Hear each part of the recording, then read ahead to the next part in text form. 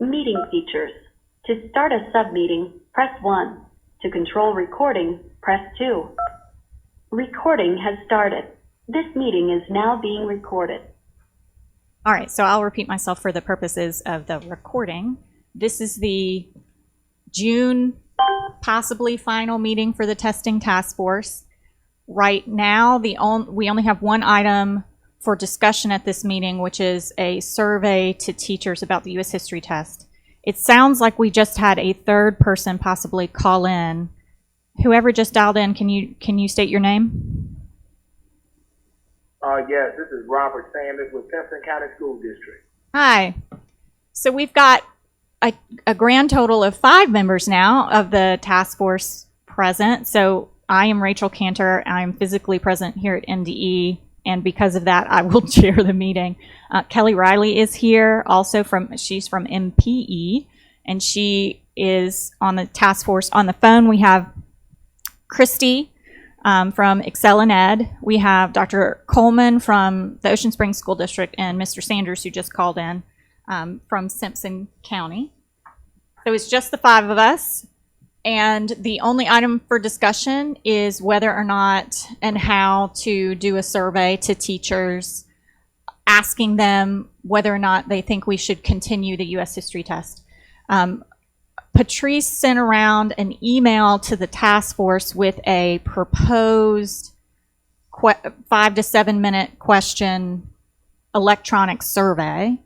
But before we talk about the survey, it might be useful to just say why we're having this meeting, since we wrapped up we had our last meeting in April, I believe.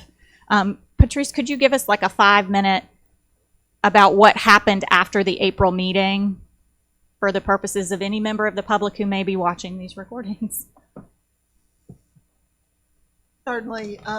Following the previous meeting in April, I believe you're right, there was some discussion among the task force members around getting educator feedback regarding the U.S. history test, because there were still some concerns around the issue of state testing. And so after the discussion, it was decided to have another meeting to determine whether a survey was going to go forward and what should be on the survey and who should be included.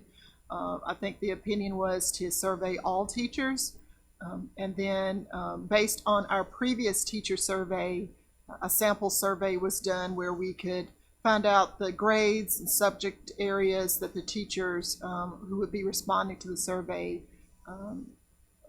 are currently involved in. So that way we can get an idea of the teacher opinion as a whole, and then also those who teach U.S. history or civics related courses, what their thoughts on, so that you'd have some information about their feelings before moving forward on the decision.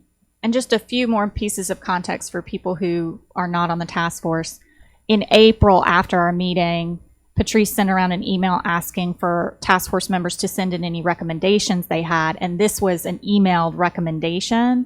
And then because multiple members of the task force responded via email, that was why the decision was made to have an actual meeting about it, because having a discussion via email is not very, very easy or effective. So an additional meeting was suggested, which is why we're here. And I think, Kelly, it was you or Joyce who suggested the survey. So do you want to take a minute to discuss why, and then everybody else can have a minute? I just went home that Thursday evening and kept thinking about it, and one of the purposes of this task force was to identify any means of streamlining state testing, and I think the U.S. history test is a huge,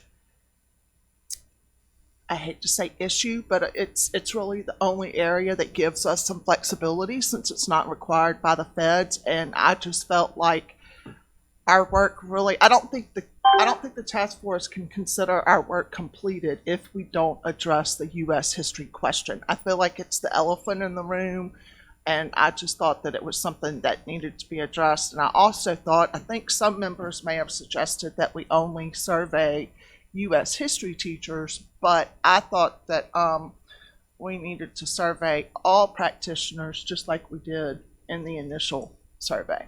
And it sounds like someone else just joined us. Will the person who just joined us identify yourself? Morning, this is Vanda Brumfield from the Mississippi Charter Schools. Hi, Miss Brumfield. Just so you know, we have, in addition to yourself, 6 people here. Myself, I'm Rachel Cantor, Kelly Riley from MPE, Dr. Coleman from OSSD, Mr. Sanders from Simpson County. Mr. Sanders, are you doctor or mister? I don't want to mistitle you. I'm Dr. Sanders, Okay. but it's fine. Say Robert. Okay. Dr. Robert Sanders from Simpson County and Christy Hovanetz from ExcelinEd on the phone as well. And we're discussing the survey, the proposed survey to teachers for whether or not we should, MDE should keep the U.S. history test. And to be clear, this is a proposed survey to teachers to ask teachers about their opinion about whether or not MDE should keep the U.S. history test. It is not a survey to decide whether or not to keep the U.S. history test. Thank you. For those of you on the phone, does anybody have any questions or comments either about the survey that Patrice sent around or the idea that is being proposed? Are you thinking about putting the survey out this summer? Like in a few weeks? So the question was whether or not the survey is proposed to be put in the field this summer.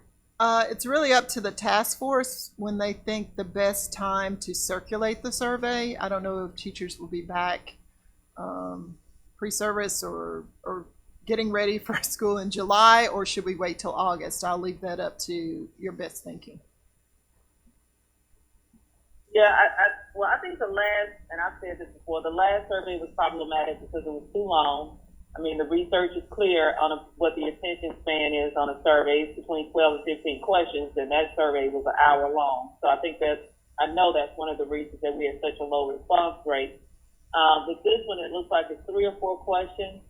I mean, if you put it out at the beginning of August, teachers are going to be preparing to go back to school. I think response rate is going to be low again. So I guess it depends. Is there a product that you owe to the legislature, or what's the end game? Is this going to impact the testing contract for next year? I guess we need to know what your time or the department's timeline is in terms of making a recommendation to the state board or some type of decision. What are we doing here? I mean, I would hate for us to just put a survey out to put a survey out. What I can do is I can't really answer all those questions today, but I'm happy to take those questions down and present them to the department and to see what their best thinking is. If you want to go ahead and work on finalizing what the survey would say and determine when the best time to do it, I can make note of that as well. And then we might have to have a follow-up conversation around those other questions you proposed, Dr. Coleman. So one of the issues, Yeah, and go ahead. Because the testing contract, if I'm not mistaken, should be coming up for next year soon.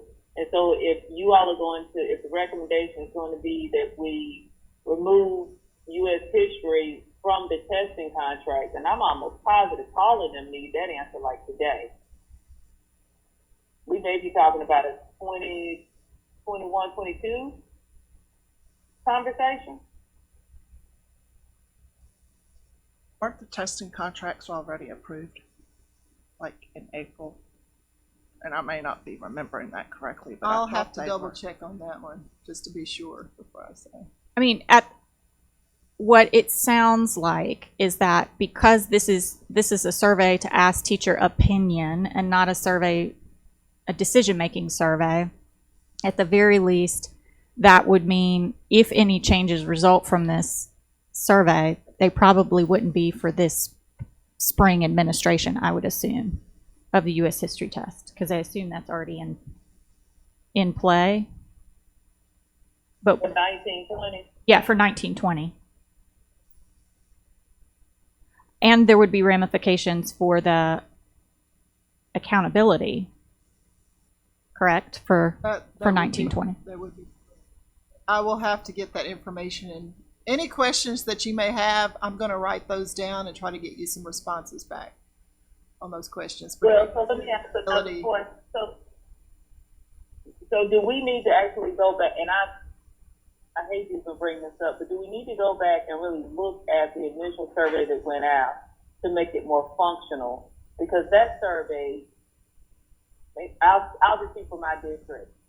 A handful of people completed it because it was way too long. Teachers will not give up their entire planning period to do a survey.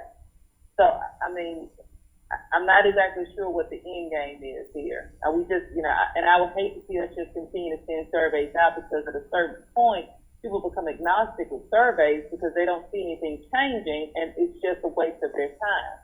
So I need to know what the end game is on this survey. I really do, other than just asking teachers what their opinion is, which I think is valid, but if we're not prepared to do something with their opinions, then I also don't think that's necessarily fair to teachers either.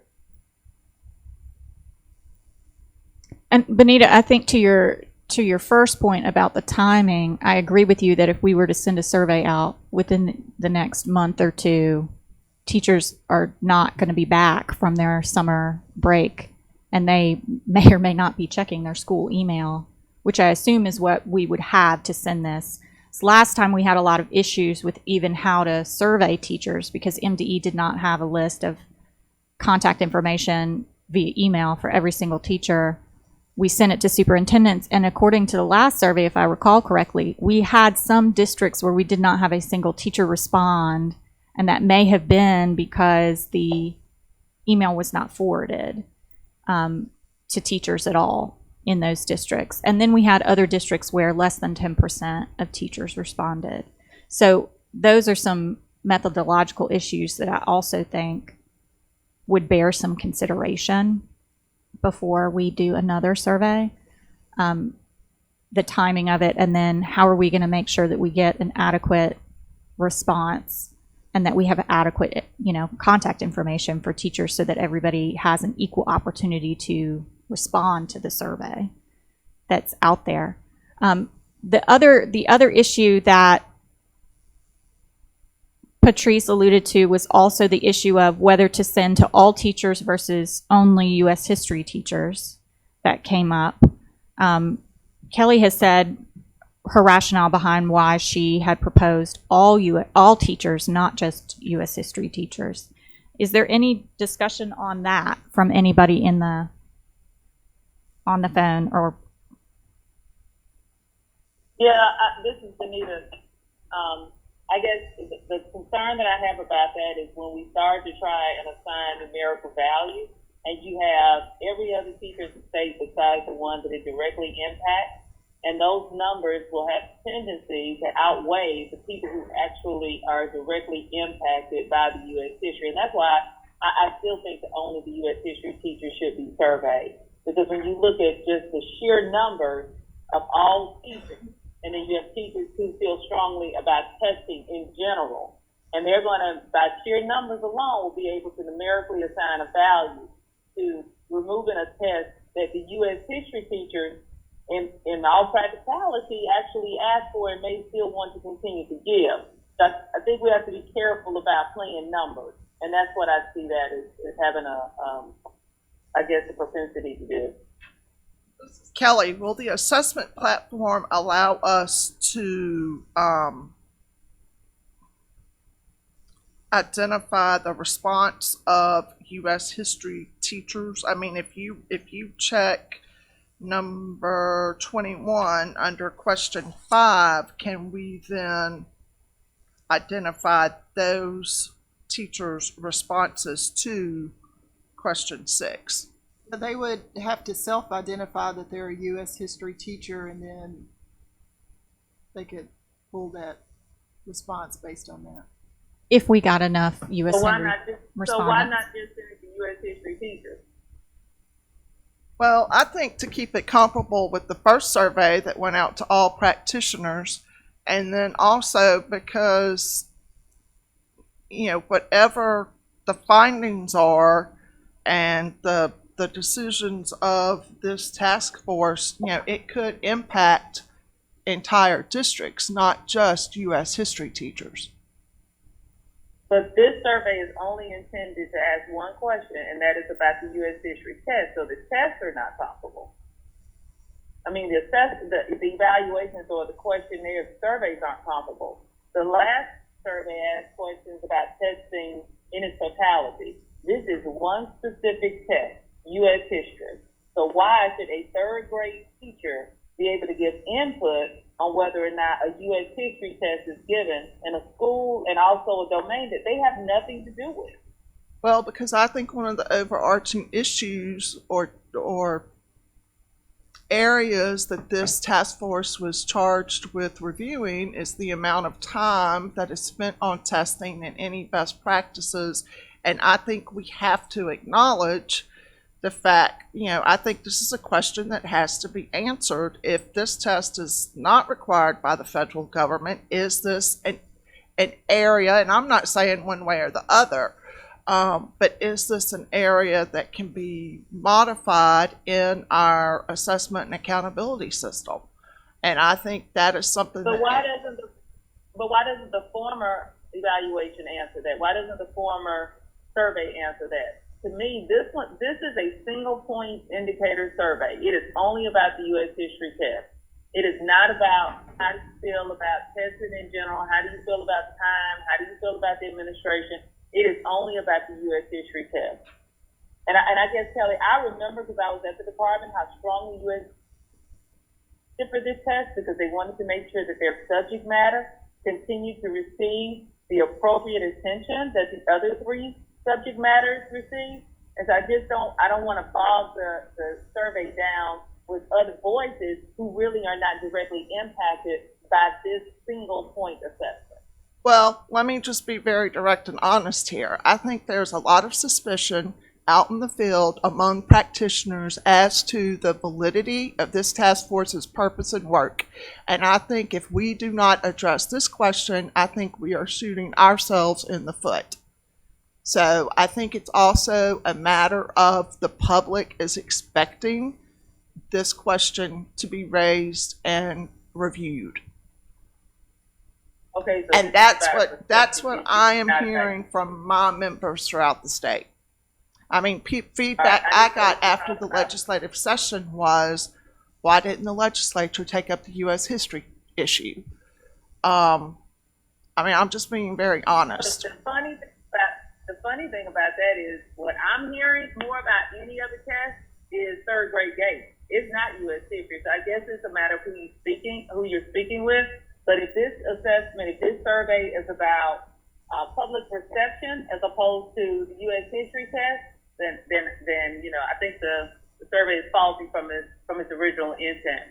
But whatever the committee decides, of course, I'm a committee member and I'll go with. But I do just want to put on the table that I think there's some. I just don't think it's fair to kind of harangue this assessment to make some generalities around the whole issue around testing in and of itself.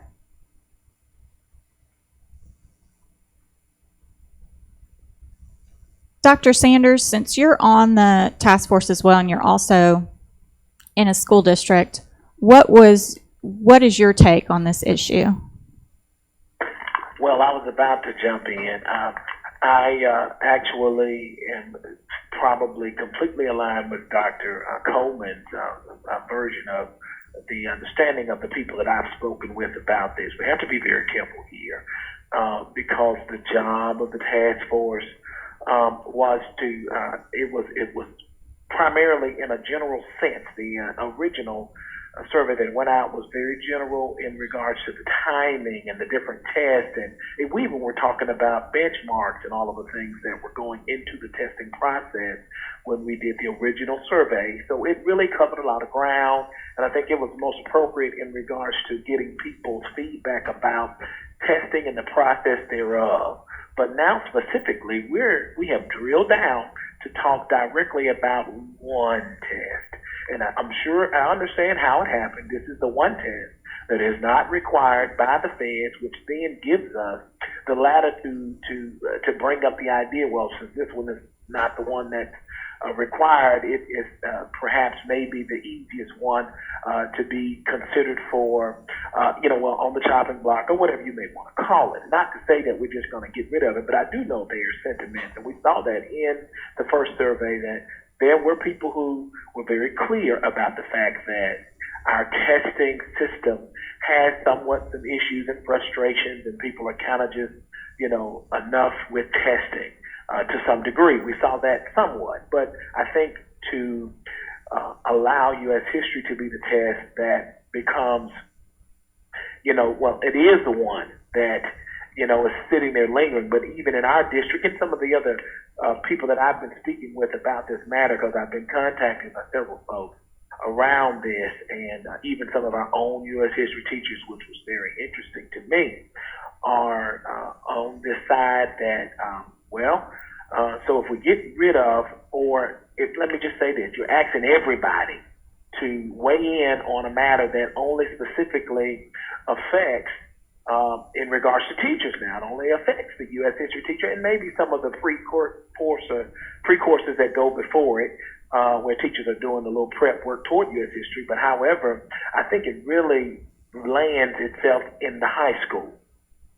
If anything, if you're going to kind of broaden it, I'm with Dr. Coleman that a third grade teacher responding to the survey, my knee-jerk reaction tells me that, number one, they have they don't understand the scope of even what this test is about, what it does, or any of that. They do understand testing. I'm not taking that away at all.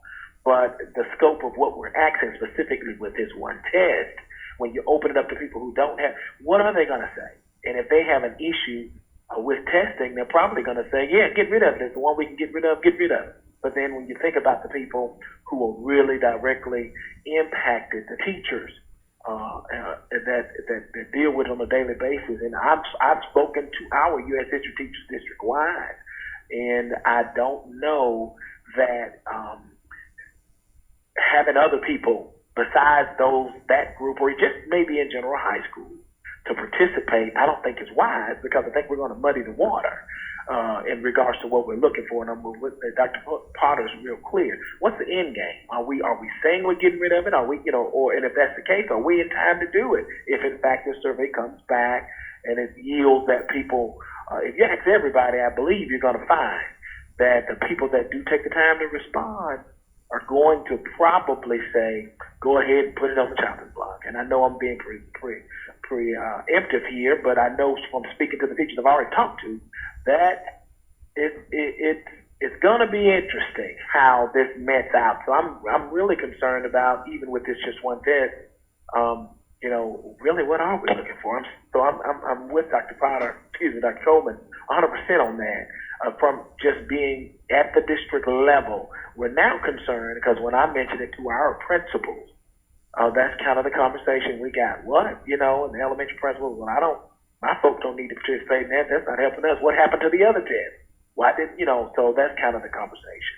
So what if we send it just to secondary teachers? Patrice, can we? I'll have to see if we have the capability. I don't think we have the capability to only send it to secondary teachers, but I will check on that.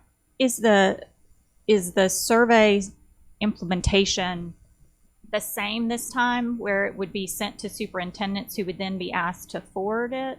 Have a teacher listserv that was developed based on us from the department sending it to the technology base of districts, and for then the districts to send it to their teacher listserv. So it's a multi-step process. We don't have just a list. So whatever the school-wide email system is, it would go to everybody. I don't know how you would parse out which one's secondary and that's responding. So unless you just depend on them to tell you, I'm a secondary teacher and I'm going to fill this out, but there's no guarantee. I mean, in order to do it that way, if you couldn't be sure that you're only sending it to high school teachers, you would have to have some sort of question in the survey that says, do you teach 9th, 10th, 11th, or 12th grades? And if the answer was no, then that would be the end of the survey. is how you would have to do that, I would think. Yeah, If that, in a similar fashion as the first survey did. Because when teachers would answer according to certain tests or whatever they gave or were a part of, it would forward them through the rest of the survey based on their initial response. Christy, you're on the phone and you've been consistent in your attendance at these meetings. Do you have thoughts about this? So as far as to the survey, I think you probably would want to limit it to high schools, whether it's the social studies teachers or not. I think that'd be a little bit of a challenge to isolate just one of our social studies teachers. But thinking through it, it's part of high school teaming, high school curriculum. So I would probably be looking at high schools. And as far as timing goes, it is a very, very short survey. And we should put that in our subject line so people know that it's a very, very short survey. So doing it anytime shouldn't be that much. Okay, so let me make sure that I heard that because you were a little garbled. So you've said that it makes sense to you to limit to high school, and that in the subject line it should say this is an extremely short survey or something to that effect, so that people aren't afraid to take it because of a possible issue of length. Did I summarize that right? Yeah, that's exactly right. Okay. And Dr. Brumfield, this is your first meeting. I don't know if you have any particular thoughts, but I don't want to not ask you for them. Okay, thank you so much. I appreciate that. I too would have to concur with everyone else on limiting it to just the high school teachers, those who are definitely affected by the state testing for history. And also, I like Christy's recommendation of putting something in the subject line that states that it's a very short survey, that it may not take as much time to complete, so that if you guys do decide to send it out over the summer, that they're not just thinking, okay, it's going to take up so much time, or even when school starts back, just a short survey just to complete. I think that would be something great, like an incentive to get them to go ahead and open it up and then complete it. Patrice, let me ask a process question. Okay, let's say this survey goes out, whether it's now or August or whenever it happens, and the data comes back. What then is the next step for the task force? Are we going to reconvene the task force to discuss those results? Is it just going to stand as, a report that MDE puts out, this is what happened?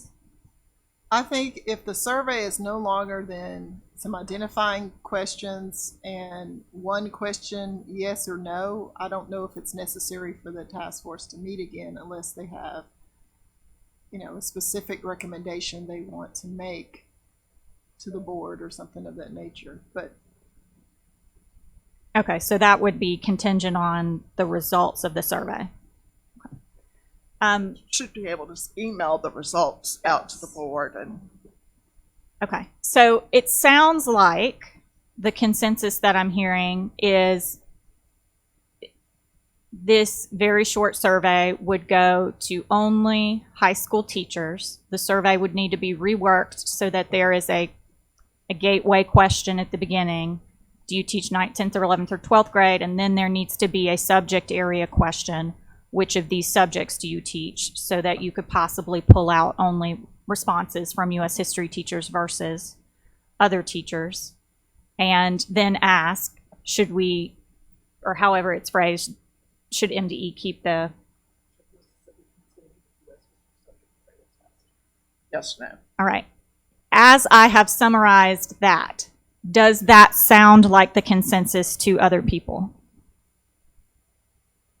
Yes. This is Danita, yes. Okay. Do we need to take... Yeah, Sanders, I agree, yes. Okay. Do we need to take a formal vote on that, or is that enough unless someone has objections? Say the consensus of those present was to... Yes. All right. So unless I hear an objection, let me repeat. The consensus is to send out a very short survey only to 9th, 10th, 11th, and 12th grade teachers that also has a question about what subject they teach. And then the final question is, should we keep the U.S. history test? Once that survey is sent out and the responses are collected, Patrice will email them to the entire task force. And if at that time the task force believes there should be another meeting, there would be another meeting. But if not, then that would simply stand as data collected by the task force. Any objections? No.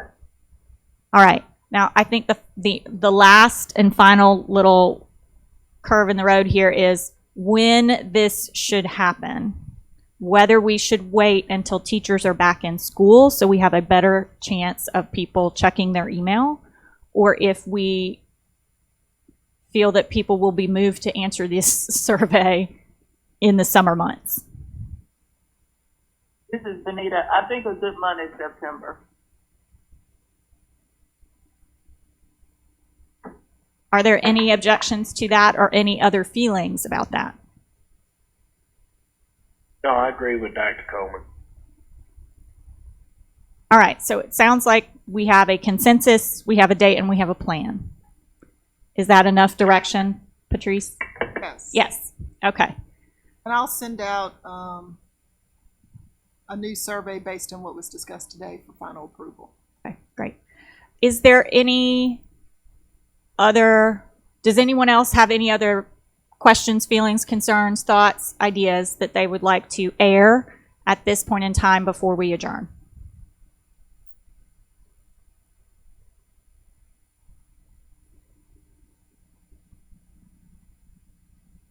Seeing and hearing none, I believe that we can adjourn the meeting. It's now about 10:35. Thank you to everyone who came, via phone or in person.